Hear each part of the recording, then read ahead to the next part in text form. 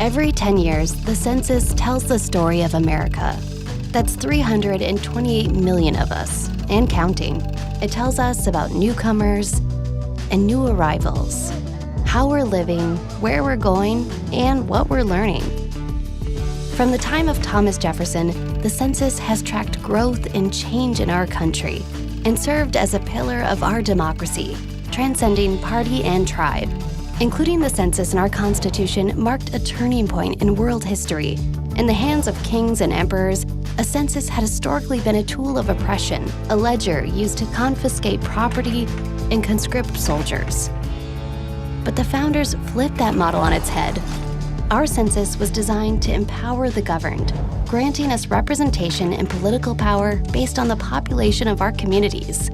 Today, census data serves as the basis of a staggering $800 billion in federal disbursements to state and local governments.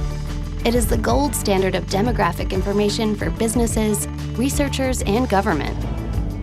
But with the 2020 census fast approaching, we have a problem.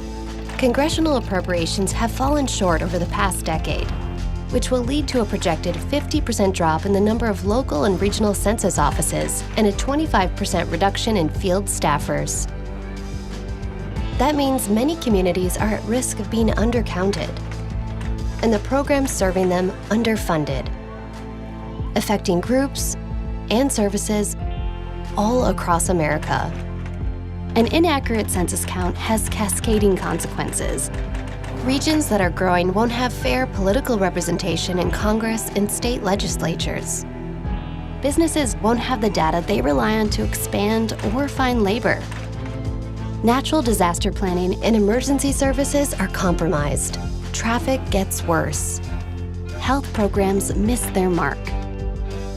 Funding will drop for public libraries, school lunch programs, and early childhood education. Fair housing and other civil rights laws will be harder to enforce. And public transportation will fail to meet demand. At the same time, we face a technological challenge. The 2020 census is the first that can be completed online. That could make it easier for many people to respond, but only if the technology works.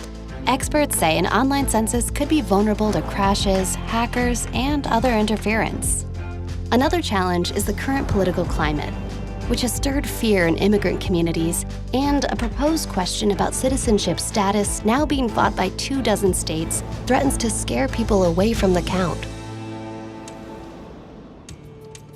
These are urgent challenges, and we're mobilizing to overcome them. Join us. If we work together, we can ensure a fair and accurate census. Join us and stand up for the count. Stand up to support your neighbors and all the people who call this country home.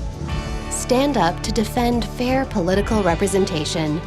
Stand up to protect economic opportunity. Stand with us. Stand up for the count.